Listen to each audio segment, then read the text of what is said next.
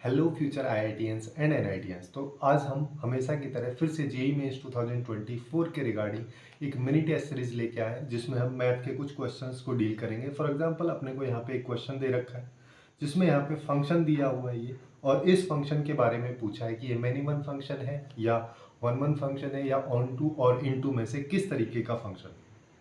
तो जब भी इस तरीके के फंक्शंस अपने को दिए जाते हैं यहाँ पे हम इसको बेसिक तरीके से कर सकते हैं, या तो इसका ग्राफ बना लो, लेकिन ये काफ़ी कॉम्प्लिकेटेड दिख रहा है तो इसका ग्राफ बनाना थोड़ा डिफिकल्ट हो जाएगा। उसके लिए हम सबसे पहले इसको डिफ्रेंशिएट करके इसको चेक कर सकते हैं कि ये फंक्शन इंक्रीजिंग फंक्शन है या डिक्रीजिंग फंक्शन है। फॉर एग्जाम्पल हम यहाँ पे क्या कर सकते हैं, सबसे पहले इसको डिफ्रेंशिएट कर दो।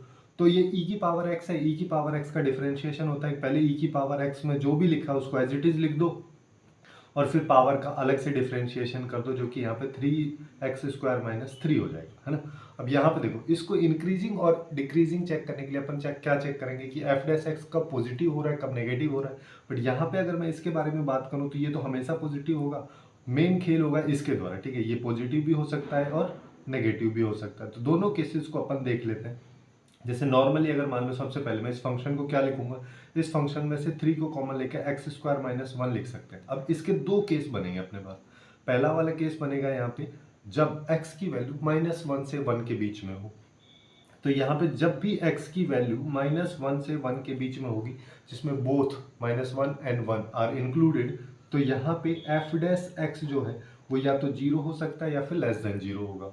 वैसे ही एक दूसरा केस देखो, यहाँ पे ये जो x की वैल्यूज जो अपन निकाल रहे हैं डायरेक्टली यहाँ पे देख के इससे आइडिया लग रहा है, वैसे तुम इसको साइन स्कीम की हेल्प से सॉल्व भी कर सकते हैं। वहीं पे अगर मैं x की वैल्यूज की बात करूं, जब वो -1 से 1 की वैल्यूज को छोड़ के बाकी सारी वैल्यूज होंगी तो वहां पे f' जो होगा वो पॉजिटिव होगा। तो जब भी f' <0 होगा तो अपन वहां पे क्या बोलते हैं कि वो एक डिक्रीजिंग फंक्शन है, और अगर f' पॉजिटिव है तो अपन यहाँ पे बोलेंगे इंक्रीजिंग फंक्शन है। अब सिंस ये फंक्शन दोनों है, इंक्रीजिंग है और डिक्रीजिंग है, सिंस और अपने को क्या पता है जब भी कोई फंक्शन इंक्रीजिंग फंक्शन और डिक्रीजिंग दोनों एक साथ होता है, इंक्रीजिंग का ग्राफ कुछ इस तरीके से, डिक्रीजिंग का कुछ इस तरीके से बनता है।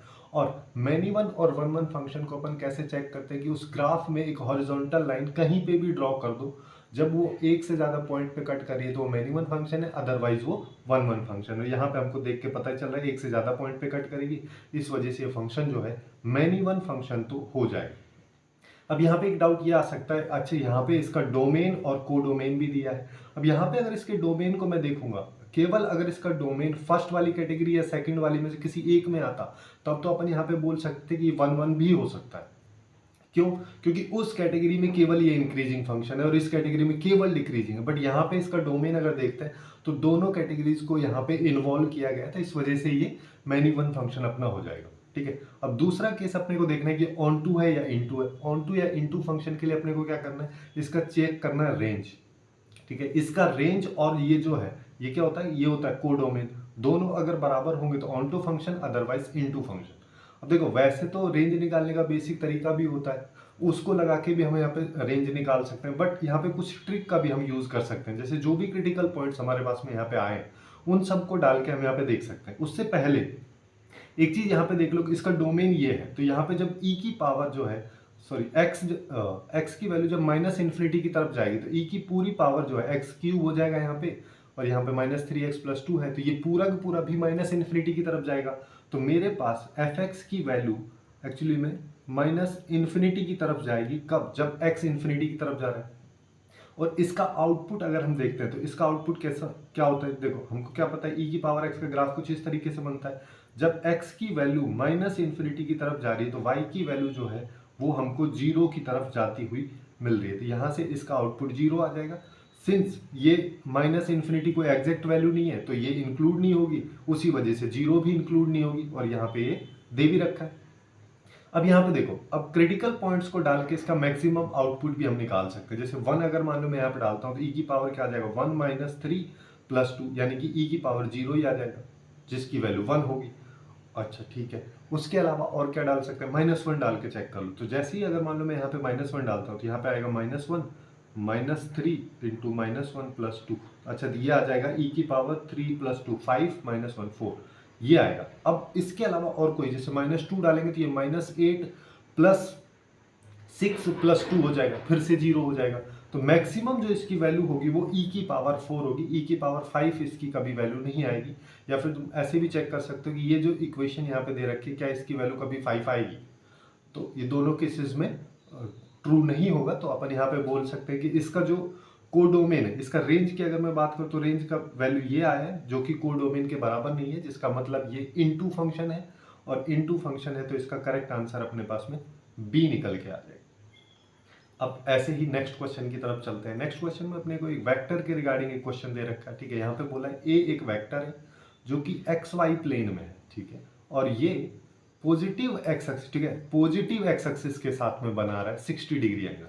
अब नॉर्मली वेक्टर्स को अगर अपन ड्रॉ करके देखेंगे तो ये मेरा ए वेक्टर हो गया यहाँ पे, ठीक है।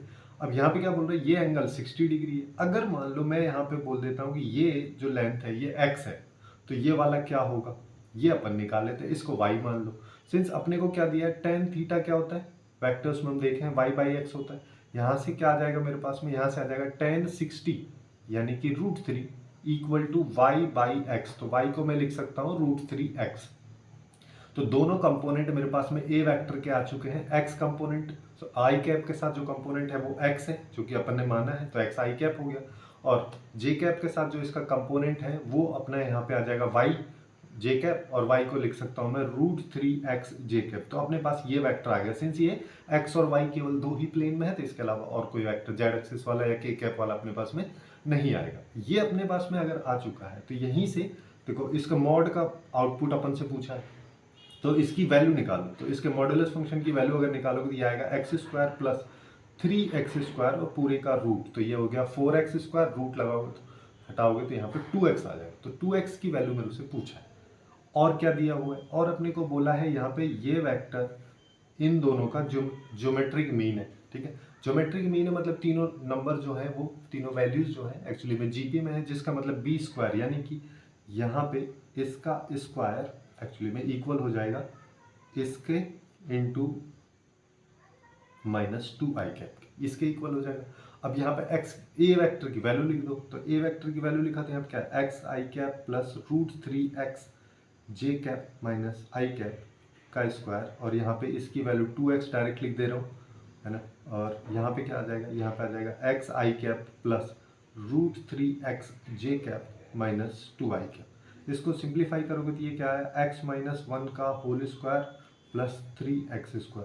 इधर यहाँ पे ये 2x आ गया और इसमें रूट लग जाएगा, और इसके साथ में यहाँ पे आ जाएगा x-2 का होल स्क्वायर प्लस 3x², ये आ गया। अब देखो इस इक्वेशन को मेरे को सॉल्व करना है, फाइनली x की वैल्यू निकालनी है। उसको निकालने के लिए अपन क्या कर सकते हैं, दोनों साइड होल स्क्वायर कर दो, इधर भी कर दिया और इधर भी कर दिया। अब देखो लेफ्ट साइड में मेरे पास क्या आएगा, यहाँ पे आ रहा है 4x, देखो x² आएगा लेकिन 3x² इसके साथ समेशन में है, तो यहाँ पे 4x² माइनस 2x प्लस 1 और पूरे की पावर ये हो गया। यहाँ पे आ जाएगा 4x², इसको बाहर ले लेते हैं। अंदर की अगर हम बात करें तो रूट और ये सब हट जाएगा, तो यहाँ से आएगा x² minus 4x plus 4 plus 3x², और हाँ ये फाइनली अपने पास में आ रहा है। अब इसको सिंप्लीफाई करना है, तो देखो इसको खोल लेते हैं 4x² माइनस 2x प्लस 1 को, तो ये क्या होता है a² यानी कि 16x², x² नहीं x की पावर 4 हो जाएगा, ठीक है।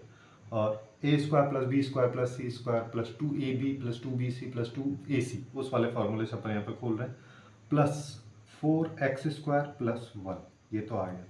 अब 2ab करोगे तो यहाँ पे आ जाएगा 4 × 2 × 2, तो यानी कि -16x³, ठीक है। फिर यहाँ पे -2x और प्लस -4x हो जाएगा, -4x हो गया, और यहाँ पे हो जाएगा 4 और 8x² प्लस 8x², और ये किसके इक्वल हो जाएगा, लेफ्ट साइड में अगर अपन देखते हैं तो ये 4x² है, इसको देखो ऐसे लिख सकते हैं 4x² into 4x² minus 4x plus 4, ये लिखा हुआ है, तो ये यहाँ पे आ जाएगा 16x की पावर 4,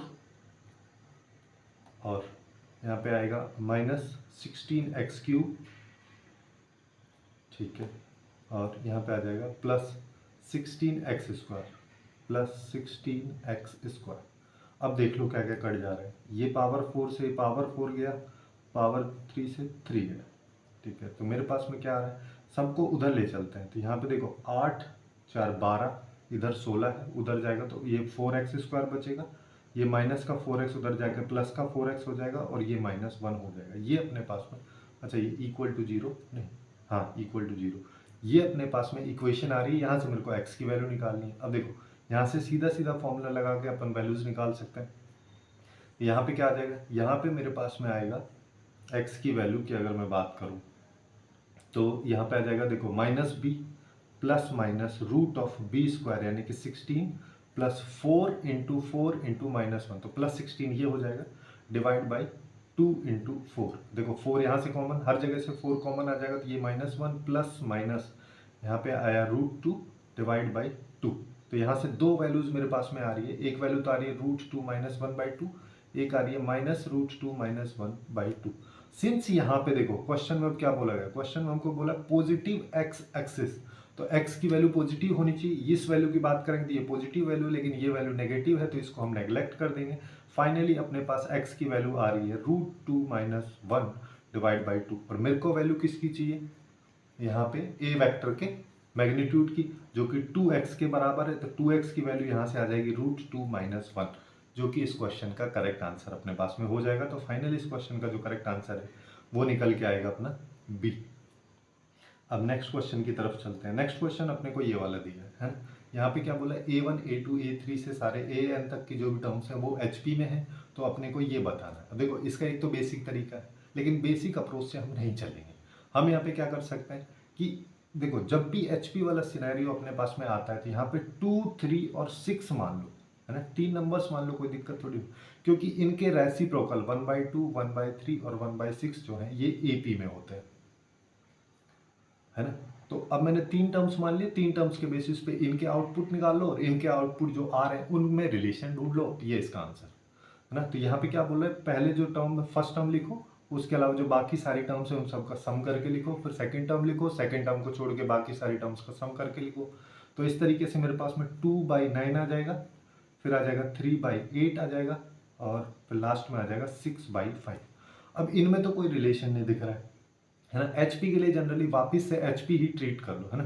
तो ट्रीट करने के लिए अगर मान लो ये वापस से HP में होगा तो इसका रेसिप्रोकल मेरे को AP में चाहिए, जिसका मतलब यहाँ पे हो जाएगा 9/2 और 8/3 और 5/6, ये AP में होना चाहिए।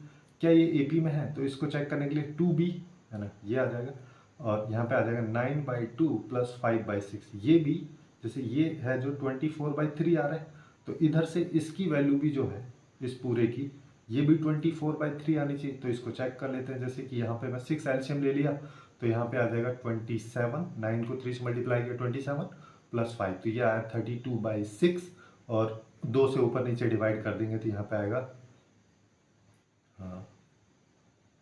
24,